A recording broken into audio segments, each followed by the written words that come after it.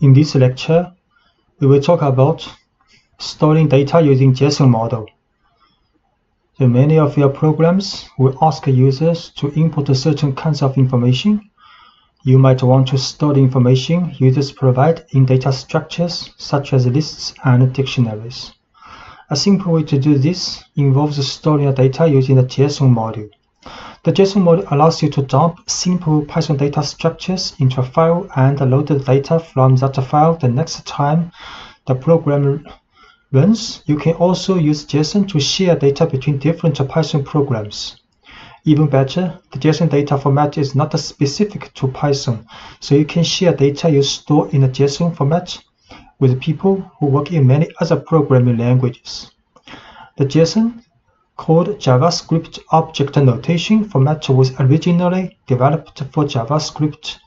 However, it has since become a common format used by many languages, including Python. So using JSON dump and JSON.load, let's read a short program that stores a set of numbers and another program that reads these numbers back into memory. So the first program will use JSON dump to store the set of numbers, and the second program will use JSON load. So first we have to import JSON module. Then we create a list called numbers with 6 elements inside.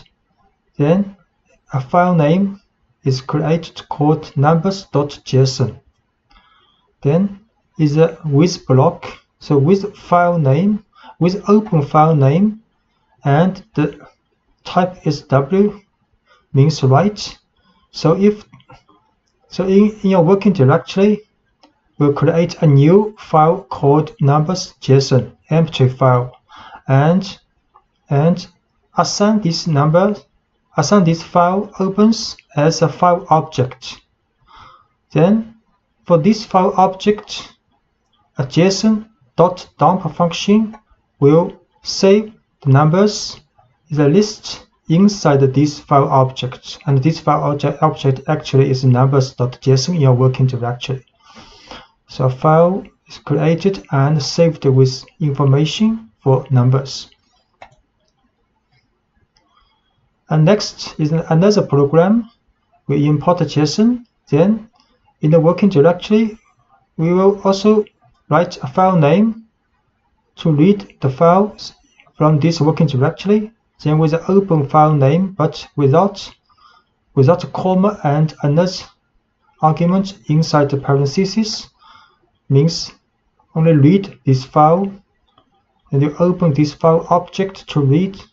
Then use a JSON dump load for this file object to read the information back into a list called numbers. Then we can print these numbers. Actually, it is a list we created in the previous program. You can save and read user-generated data. So saving data with JSON is useful when you're working with user-generated data, because if you don't store your user's information, somehow you will lose it when the program stops running. So let's look at an example where we prompt the user for their names the first time they run a program, and then remember their name when they run the program again.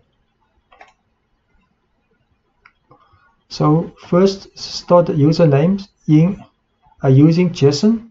So import the JSON, then we create and input function with a prompt to user, what is your name? The user will input his name here, and next we'll create and we'll assign the username.json. This is a new file name to file name. Then we'll open this file name as write format as file object. Then use a JSON dump function to save username which has been created from the input function to this file object. And this file object actually is the username.json in your working directory. Then we print, we will remember you when you come back with this username. is this message. So the username has been saved in a file called username.json, this file in your working directory. So next, we will greet a user whose name has already been stored. Then import JSON, and file name is the same as before with the username.json, and with open file name as file object.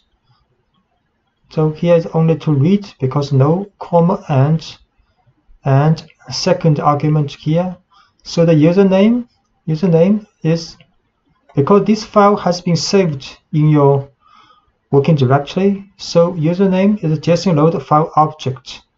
File object actually is this file because with open file name as file object. So username here inside the with block is information read back using json.load from this file. So actually is a username read from this file and saved back to a variable called username. Then we can print a message, welcome back, and the name of this username. We will show this statement in Anaconda Spider. So we see the file called section non-files and exceptions.py, and we move to lecture 6, storing data using JSON module, and it stores a set of numbers using JSON. So first we import JSON. If you have not installed JSON, have to install it in Anaconda's prompt window. We run.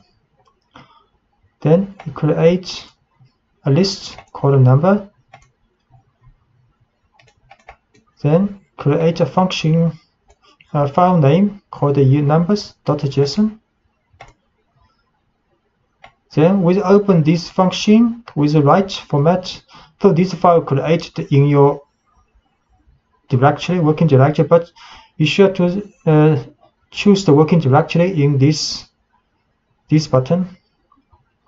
Anaconda. Then we open this file as right as file object with JSON dump numbers to this file object, save to this file name with the list run. So this file called numbers.json has been created. We will see in the working directory. Numbers created. We open to see. Yeah, is a list in this file saved. Then we can read back again. File name JSON, import JSON.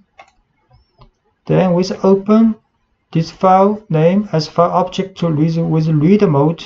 Only read.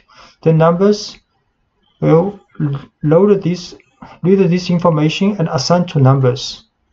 Numbers is a new variable. So we can print out this number.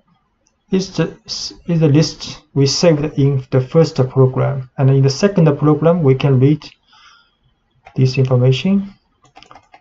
Next, we show save and read user generated data. So first we store the user's name, import JSON, then a prompt for user to input his name. So what is the name? We input Sherry. Then a file name called username.json.